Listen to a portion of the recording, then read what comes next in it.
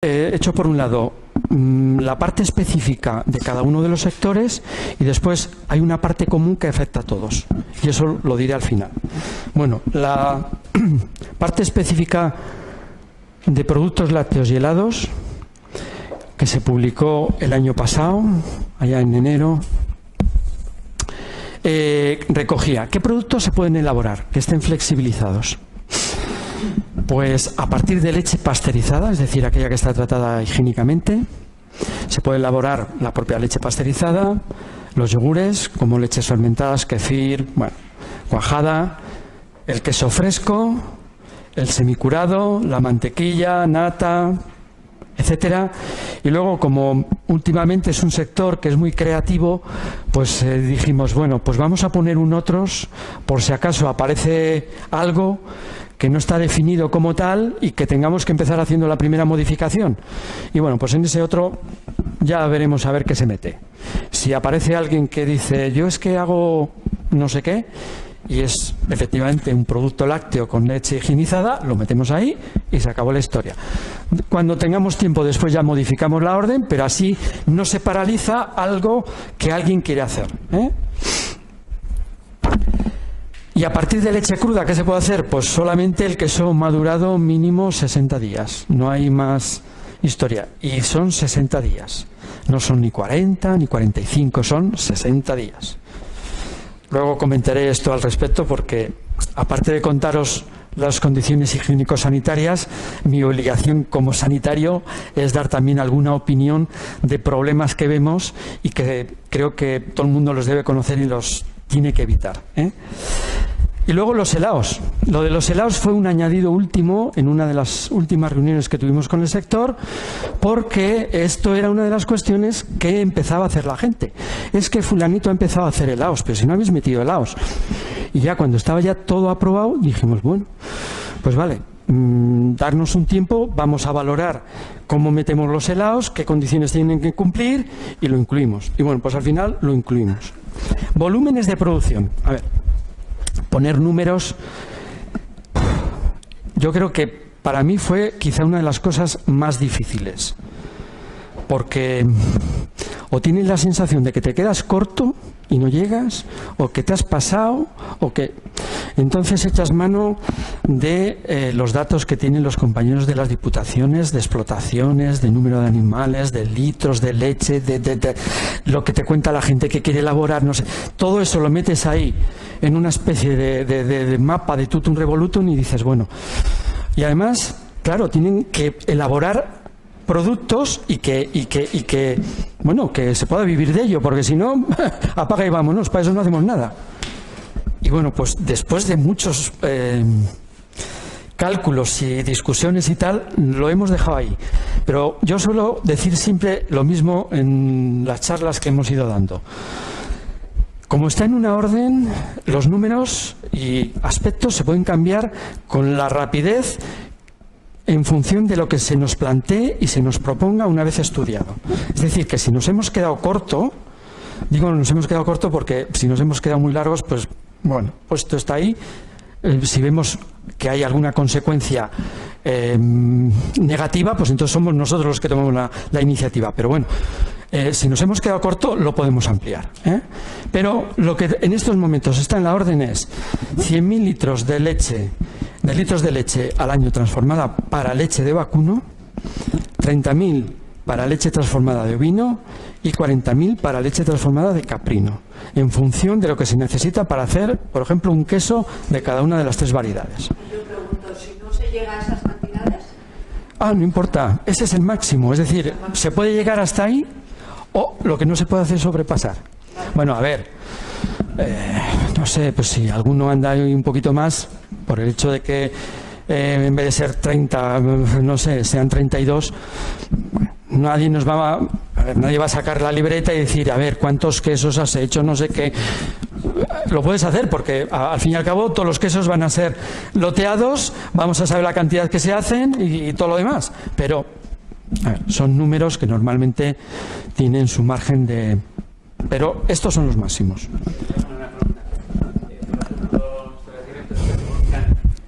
Más leche que eso, pero vendan a una central, lo que no transforma, encajaría. Perfectamente. Esto es lo que ellos transforman. El resto pueden hacer con ello lo que quieran. Lo que pasa es que en la transformación solo pueden llegar a estos niveles. Porque luego os explicaré qué condiciones, qué condiciones de elaboración tienen, qué hemos reducido, qué locales hemos quitado y cuántas cosas hemos quitado. Y bueno, pues estamos ahí. Sí. ¿Cabe la posibilidad de compartir centros de transformación, o sea, dos productores y un centro de transformación? No. Mirad, es una pregunta que siempre hacéis, que me parece normal, pero es imposible. Desde el punto de salud es imposible, en primer lugar, porque está legislado de que cada establecimiento de transformación, cada industria, solamente puede tener un titular, con un nombre o razón social. Puede tener muchas actividades. En función de esas actividades tendrá las instalaciones y equipos que necesite, ¿vale? Sus diseños, sus marchas hacia adelante, lo que sea. Pero un solo responsable. ¿Por qué digo un solo responsable?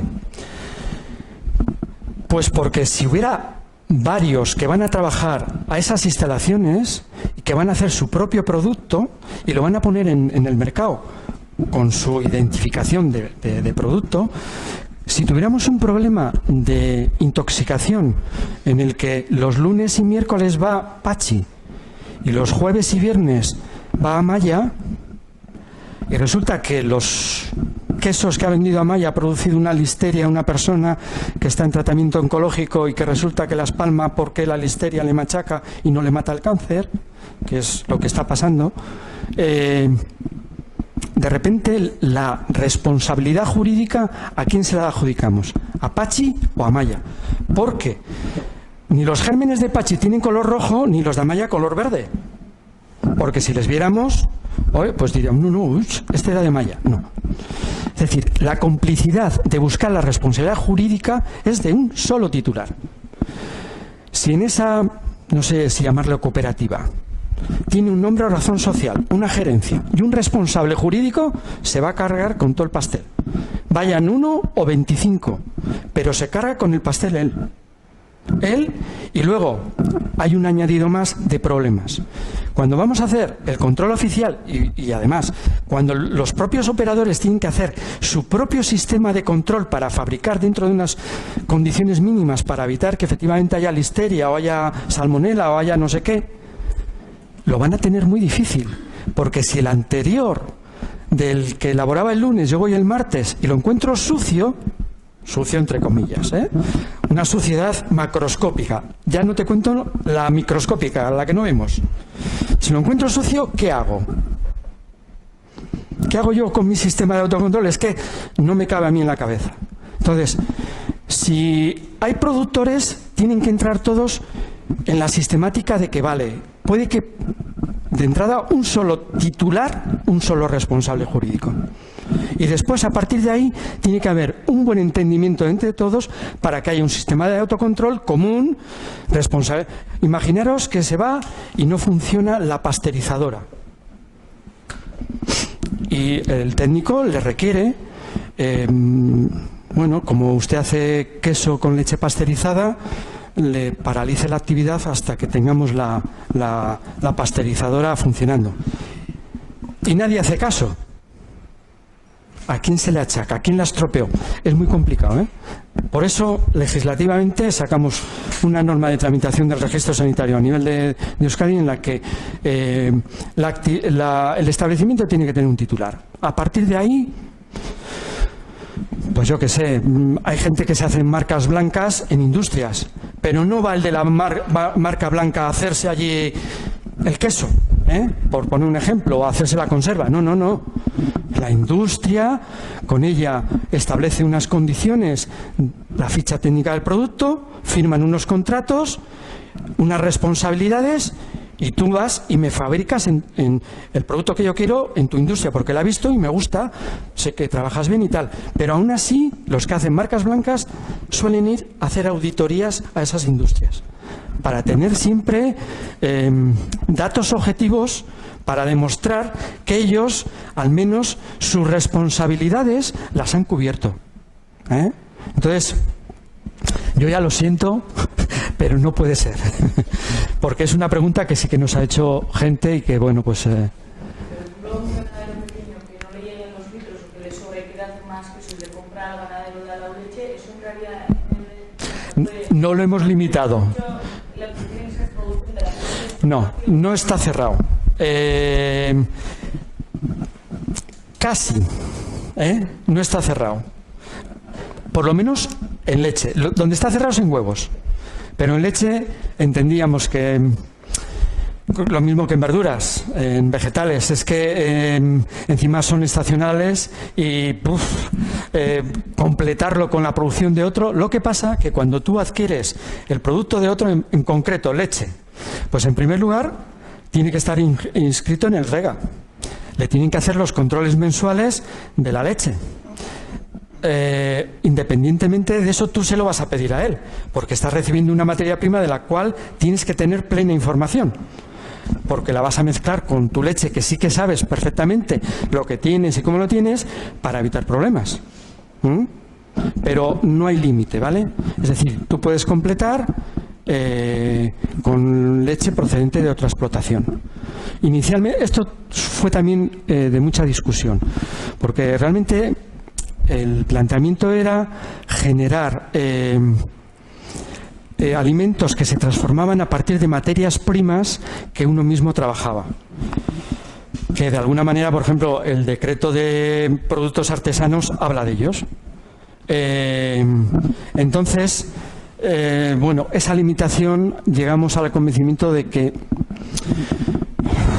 era un poco complicado. En función de la experiencia, se puede limitar o se puede dejar como está. Eso también lo digo, Es decir, estas normas, al ser de rango orden, nos va a permitir que cuando exista un problema o un defecto o algo que haya que mejorar, lo vamos a poder hacer con bastante rapidez. Las dos primeras, la de leche y huevos, que salieron publicadas, tenían unos fallos, unos errores que los vimos cuando los del Boletín Oficial del País Vasco los publicaron y automáticamente comentamos, hay un error en tal línea, en la otra, tal. Oye, a los 4 o 5 días estaban publicadas de nuevo. Es decir, que la facilidad de enmendar y corregir o mejorar es factible. Bueno, continúo. A ver, ¿qué se necesita? ¿Qué locales? Diseño, disposición, dimensiones. Bueno, vamos a ver. La idea es casi que en un local de elaboración casi lo podamos hacer casi todo. Pero, y ahora vienen ya las diferencias. A ver, si tenemos que el local de ordeño se conecta al tanque que tenemos en el local de elaboración por circuito cerrado, pues no hay problema. Pero si resulta que venimos con las cantinas, porque hemos estado ordeñando, y venimos con las cantinas y tenemos que voltear las cantinas dentro del tanque, en este caso obligamos a que el local donde esté el tanque sea independiente del local de elaboración. ¿Por qué? Por una cosa muy sencilla. Nadie que venga de ordeñar se va a cambiar las botas, el buzo y toda la historia para entrar en el local de elaboración. Y una de las cosas que hay que tener muchísimo cuidado es, este tipo de transformación está pegando a la producción, la mayoría de ellas. La transferencia de contaminación de la propia producción hacia la parte de transformación es muy fácil. Por nuestro vestido, nuestras manos, prácticamente nosotros mismos lo transmitimos, aunque no nos demos cuenta, pero lo hacemos. Entonces hay que poner pequeñas barreras que no nos queda más remedio. Es decir, si la conexión es directa, no hay problema. El primer local no es necesario. El local donde decimos ubicación del tanque de leche cruda. Pero si resulta que vienen con cantinas, entonces sí. Porque no nos importa que en ese local, que tendría un acceso directo desde la calle, se voltee el contenido de la cantina, Y desde ese local donde está el tanque se comunica por conexión con el local de elaboración, y así nadie se tiene que cambiar y nosotros tenemos una garantía de que no hay problemas, porque no siempre alguien no siempre se cambiaría, evidentemente, pues porque no es práctico. Hay que ir a la cuestión práctica. Bueno, el segundo local, este es el local de elaboración. El local de elaboración, digamos que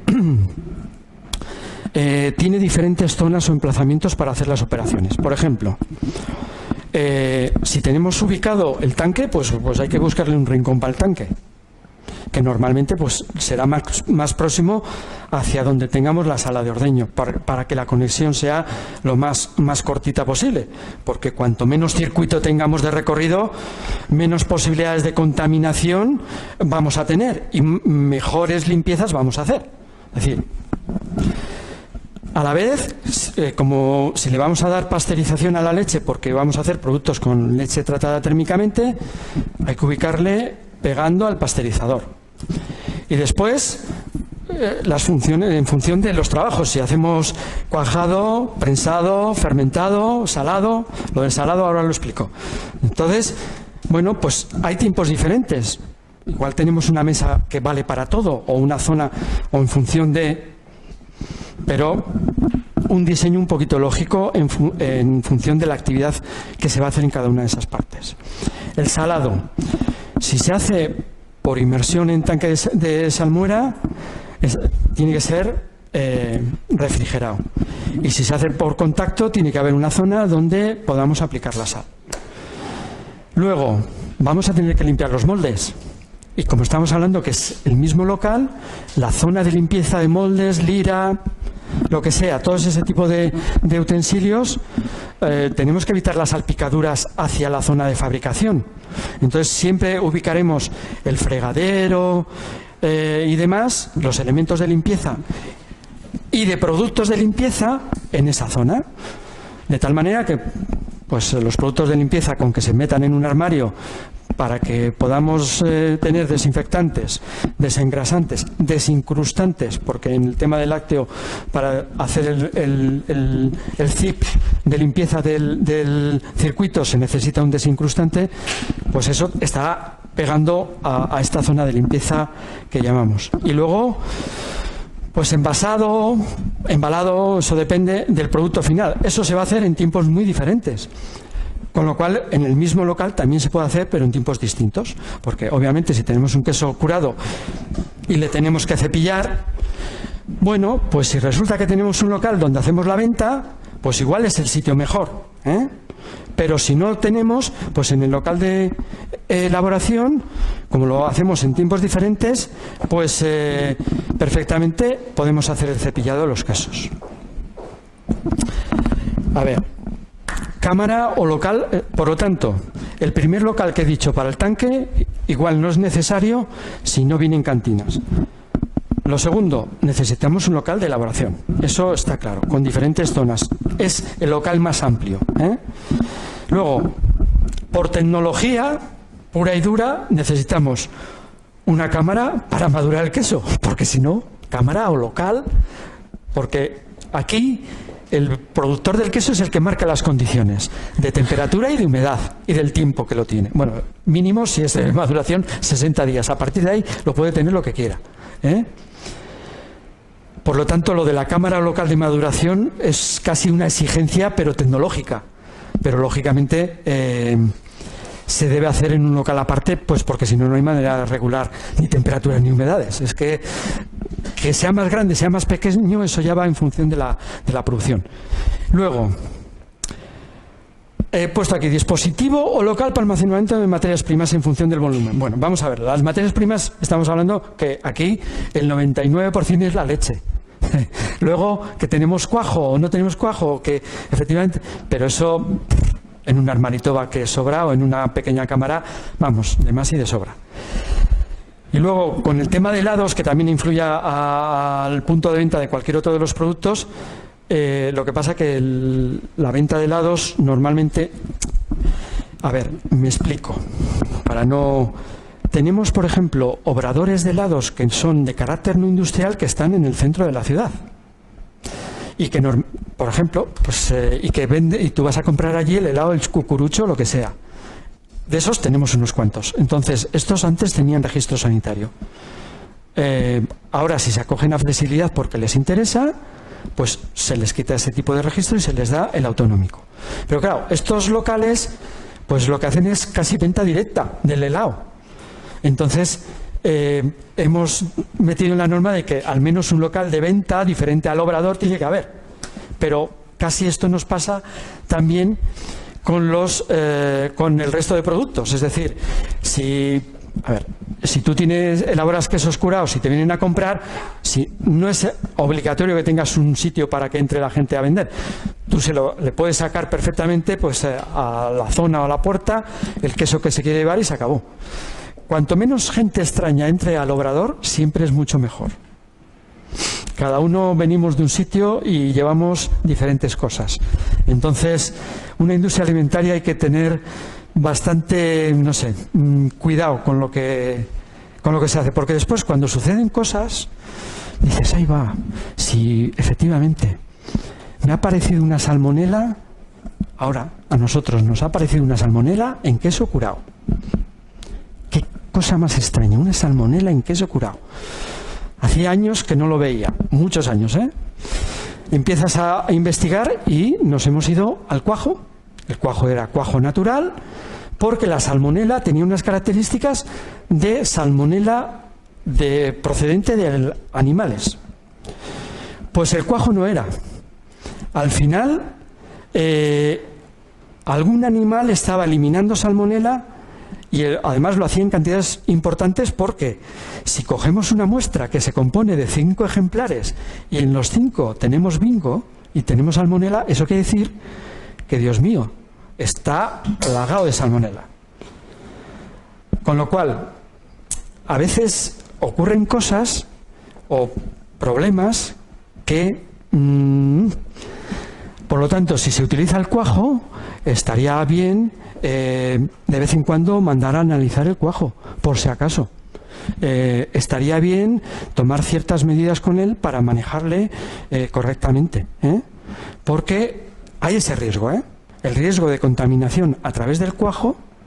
Lo que pasa es que un queso curado, gracias a Dios, se supone que con los 60 días se destruye. Pues esta salmonela es un poco fastidiosa, voy a decir otra palabra, porque incluso con 3 meses y medio no ha desaparecido con la maduración. Con lo cual, bueno, yo creo que es importante que estos detalles se conozcan, y por eso me paro en ellos. A ver, equipos y utensilios. Bueno, pues las instalaciones frigoríficas en función de lo que se necesite. Por ejemplo, el tanque de refrigeración de la leche. Normalmente el tanque es obligatorio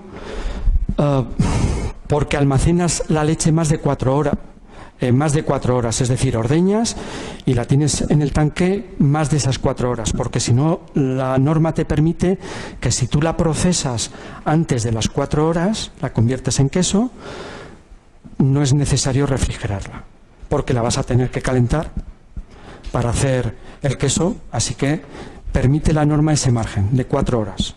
Pero claro, normalmente se juntan varios ordeños, y si produzco mucho se lo tengo que mandar parte a la central, entonces ahí ya entran otros condicionantes. Pero hay gente que solamente produce para hacer quesos. Si los hace en las 4 horas siguientes al ordeño, no necesitaría tanque. Por lo menos desde el punto de vista de salud, no necesitaría estar en frío para evitar la multiplicación microbiana, porque el fundamento del tanque es ese, que no se multipliquen los gérmenes más de la cuenta. El almacén de productos elaborados que precisen frío. Bueno, pues si hacemos yogures o hacemos queso fresco, obviamente vamos a necesitar una cámara, que va a estar un poco en función de la fabricación y la venta. No vamos a poner un pedazo de cámara ahí que está la mitad de los días vacía, cuando realmente has hecho los yogures hoy y que hoy casi le sacas a la tarde. Entonces, con la cámara justa porque, a ver, Esto es, tenemos ganado o tierras para cultivarlas, o ganado para producir con él. A la vez vamos a elaborar alimentos, pero a la vez vamos a tener que venderlos. El día tiene 24 horas. Y si es de un ámbito familiar,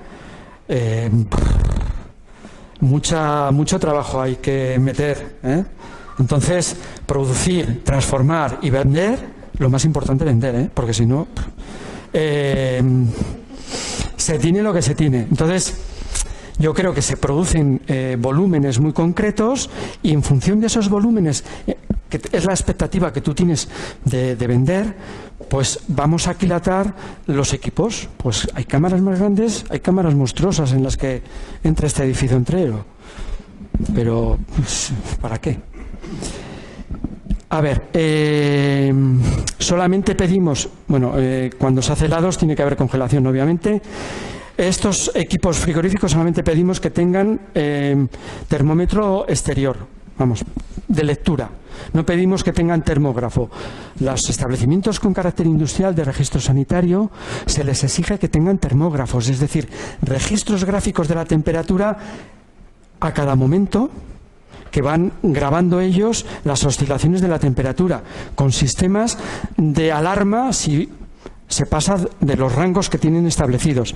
En este caso, en este tipo de producciones, ese tipo de cosas no se pide. Cuestan un dinero, pero yo creo que con saber que tienes un termómetro externo que le puedes controlar y que de vez en cuando incluso tienes otro termómetro y le metes para ver si coinciden los dos, es suficiente y no hay más que hablar, ¿eh? Porque tampoco lo que se va a producir y el tiempo que se va a utilizar va a ser para lo que va a ser. A ver, higiene.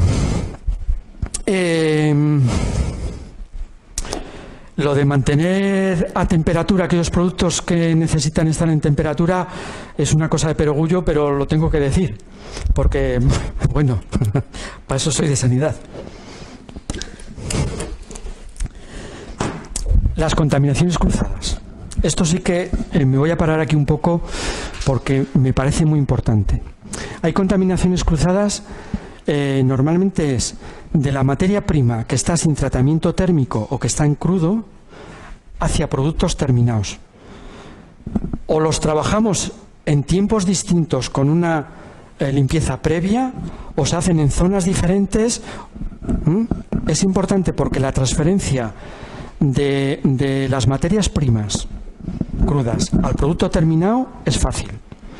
Lo hacemos nosotros con las manos, con la ropa, con las superficies de corte, de envasado, de todo eso que no esté bien limpio, que no esté desinfectado, con eso lo hacemos, ¿eh?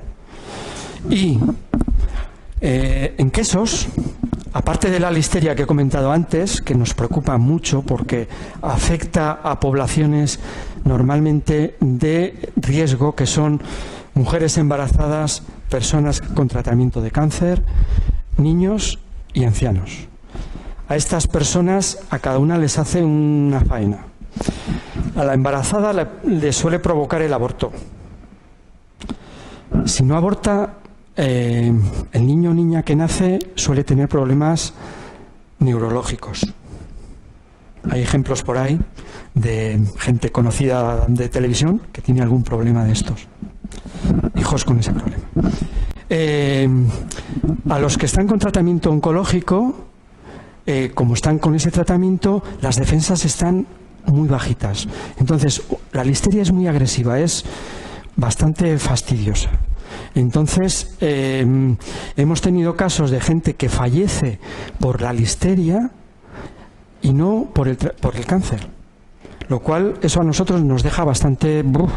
porque dices, ¿qué parte no hacemos bien o qué parte se nos ha escapado o por qué no llegamos aquí o por qué no llegamos allá? Y es muy difícil porque tiene un periodo de incubación bastante largo, de 20 y tantos días.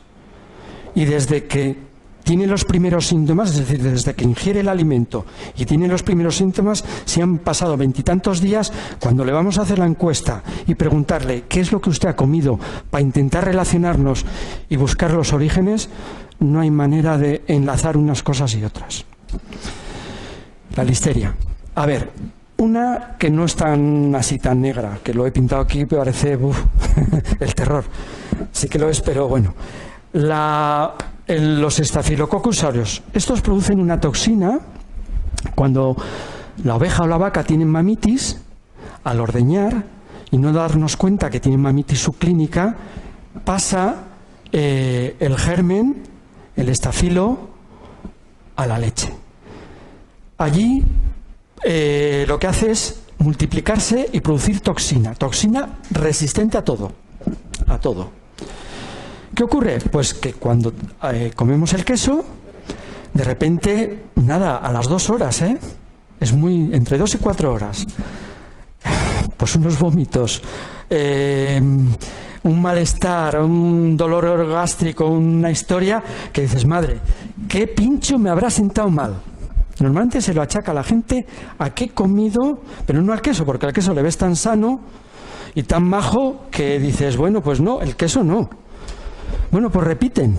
Y ya a la segunda o incluso a la tercera que repiten se dan cuenta que es el queso. Y entonces es cuando llaman y dicen, es que he comprado un queso, resulta que ha comido el hijo, ha comido la mujer, ¿no? Y todos terminan en el hospital. Bueno, porque digamos que el inicio es muy explosivo. Gracias a Dios no suele tener consecuencias, salvo que tuvieras patologías de base y, bueno, tengas cierta edad y no sé qué. Pero porque se pasa muy pronto. En cuestión de 48 horas ya estás, bueno, que no te ha pasado nada. Por eso se vuelve a repetir a comer el queso. A ver, listeria, estafilo. Bueno, lo de la salmonela que os he contado antes, pero es un poquito particular. Es que me interesa. Bueno, nada, no os cuento más porque si no es... a ver, lógicamente los animales tienen que haber estado libres de enfermedades transmisibles. Ojo con la tuberculosis, ojo con la brucelosis. Nuestros compañeros de las DIPUS hacen ahí el trabajo total. Entonces, bueno, pues hay que controlar el estado sanitario de los animales. A veces, en función de los problemas que sucedan, por ejemplo, el tema este de la salmonelosis, igual tienes que abordar mucho más. Por ejemplo, ver si existe salmonela en la leche que estás ordeñando porque la estás encontrando en el queso. Pero eso, ya os digo, ha sido una situación un tanto, yo creo que muy especial. ¿Y la tuberculosis se puede transmitir por los animales? Por los animales y por los alimentos. Sin ningún problema. Y la brucelosis exactamente igual. Entonces, lo que se hace, a ver, hay una excepción en la cual si algún animal resulta que ha dado positivo a la prueba, pero que, bueno, pues no tiene síntomas y tal, la norma permite que se pueda utilizar esa leche bajo unas condiciones. Pero claro, te tienes que gastar unos dineros en hacer analíticas. Entonces, o haces analíticas o tiras la leche. Pero sí, a ver, hoy día yo creo que ya, son enfermedades que poco a poco se han ido erradicando. Pero bueno, ojo, que con el tema de los animales silvestres, no sé si hay alguno de la Diputación, no sé, seguro que están teniendo problemas con el tema de animales silvestres. ¿Por qué? Pues porque... efectivamente, el jabalí, corzo y tal suelen pastar en común y parece ser que la prevalencia o nivel de estas enfermedades en estos animales silvestres, bueno, pues está elevado. Son datos que yo no manejo porque no manejo ese tipo de zona, pero sí. Y cuanto más población de animales de estos hayas, existan más posibilidades de contaminación hay, de pastos. Lo que os decía antes de enfriar la leche cruda a 6 grados. Esto, si se transforma antes de las 4 horas, pues no es necesario, pero bueno. Y luego, pues los tratamientos térmicos. Obviamente he dicho que se puede fabricar con leche tratada térmicamente. Es importantísimo que ese pasteurizador tenga registros, lo tienen todos, de temperatura y tiempo por lo menos. Imprescindible. para saber si efectivamente le estamos dando el tratamiento térmico necesario y en el tiempo que se necesita. Sigo. A ver, etiquetado y trazabilidad. Esto es un capítulo más para generales, pero con el tema de aquellos productos que están elaborados con leche cruda, los quesos curados, hay que indicarlo. Luego los controles. A ver, en la leche cruda ya se hacen los controles, es obligatorio, 2 muestras al mes, sobre células somáticas, gérmenes a 30 grados y residuos de antibióticos. Eso se hace en la parte de lo que sería la propia producción primaria. Del tanque directamente, pues 2 veces al mes cogen las muestras y se mandan, bueno, a diferentes laboratorios. Aquí se suele mandar a uno, pero le vuelven al ganadero los resultados analíticos de estos parámetros. Muy importantes los 2 primeros con respecto a nosotros, porque suelen ser indicadores de si existen patógenos, gérmenes, bacterias patógenas o no.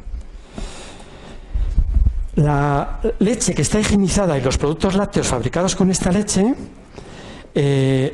habría que hacer, hemos puesto 2 muestras al año. 2 muestras al año en función de los productos que se hagan. A ver si, en función de los productos que están en la tabla de la derecha, se les mira los parámetros que están en la tabla de la izquierda. Pero, a ver, esto está publicado, tampoco hay que complicarse en exceso la vida con ello.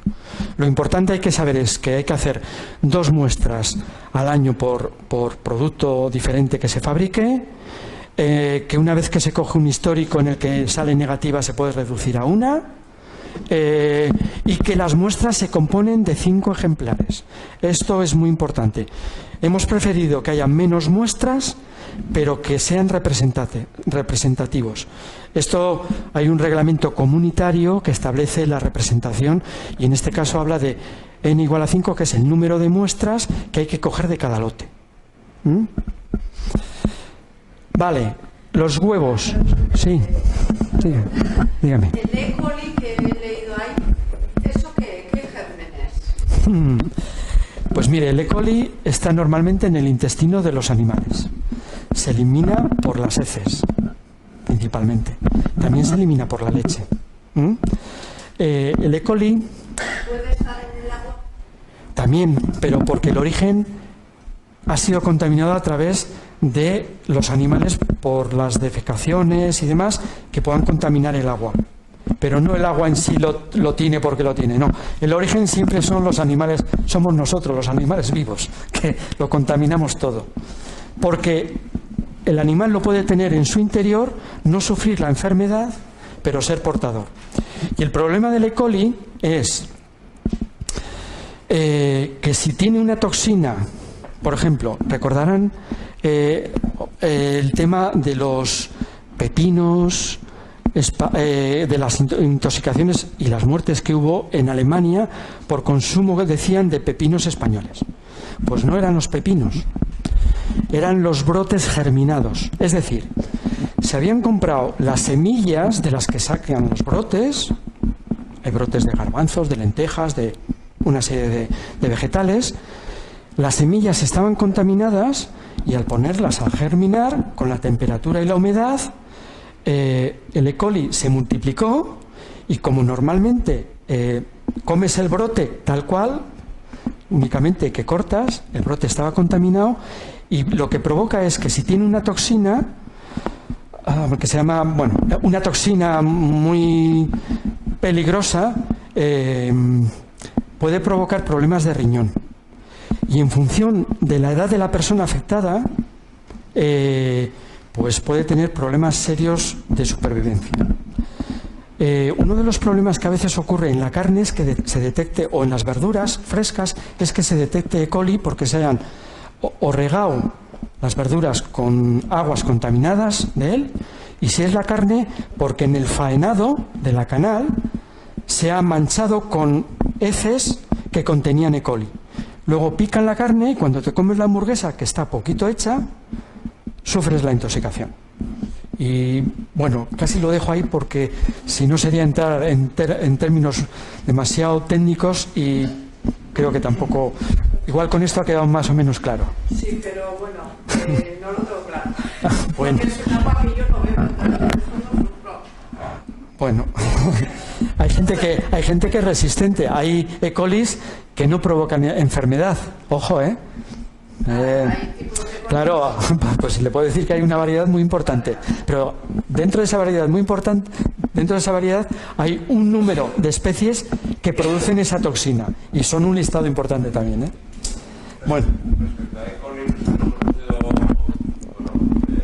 muestras de producción primaria de uvas. Ajá. Nos han dado índices altos de E. coli. Pero no eran verotoxigénicos. Claro, Claro, vale, muy bien. Sí, pero en esos casos, por ejemplo, el hecho de que hay E. coli que no provoca la enfermedad, pero tampoco tiene unas probabilidades. No. Es decir, es un indicador. Sí, malo, muy malo. Es decir, si aparece E. coli, en primer lugar lo que se hace es, el producto se retira. Y luego ya la investigación nos toca a nosotros, pero el producto desaparece del mercado sí o sí. Porque si es verotoxigénico, la posibilidad de que la persona que, si tiene alguna patología de base, si son niños o ancianos y tal, es de que le provoque un problema renal, es muy importante. Es muy importante porque, bueno, ha habido una intoxicación hace poco en Francia. ¿Por qué era? Pues no sé si no estaba relacionado con quesos frescos, quiero recordar, y afectó a no sé cuántos niños, 10 o 12 niños de una zona. Y era el E. coli. Es bueno, fácil. A ver. A mí me sorprende, a nosotros, por ejemplo, en el caserío tenemos manantial de toda la vida. Y cada vez que vienen a analizar el agua, siempre nos sale el E. coli. Y es un agua que de toda la vida hemos bebido. Pero Pues... hemos bebido nosotros, nuestros hijos, los padres, pues... y ahí estamos. O sea, nunca hemos tenido... o una de dos. Y es agua de toda la vida. Sí, O sea, sí, sí. O una de dos, o son resistentes, que está muy bien, que lo sean, o igual son portadores y no lo saben, o que es E. coli que no provoca ninguna sintomatología de enfermedad. Pues yo creo Pero... que eso se debería de, Ya, pero... vamos, de ajustar. E. coli sí, pero pues no produce daño. Yo qué sé. No, si hay variantes... Si de entrada, pero es que para llegar a esas variantes, imagínense que estamos hablando de analíticas que cuestan un dinero. Las básicas son estas, pero si tiene que hacerse determinación si es E. coli verotoxigénico o no, es decir, identificar a la especie, eso no son 2 duros, ni 2 euros. Sí, pero igual sale más barato que hacer No. una transformación de toda la instalación. No. A ver, lo normal es que se identifique el origen. Si resulta que usted tiene ya de entrada un agua que tiene ese problema, lo primero que le voy a decir luego es que esa agua le tiene que potabilizar. Si no, para la industria no la vale, ¿eh? Así de claro se lo digo. Aunque a usted no le haya pasado nada, me da lo mismo. Vale, pero en ese caso, hostias, pues habrá que analizar todas las fuentes que hay en todo Guipúzcoa. No, nosotros no. Nosotros no. El operador económico que quiera montar su empresa tendrá que hacer, luego lo vemos, ¿vale? Los análisis del agua, ¿de acuerdo?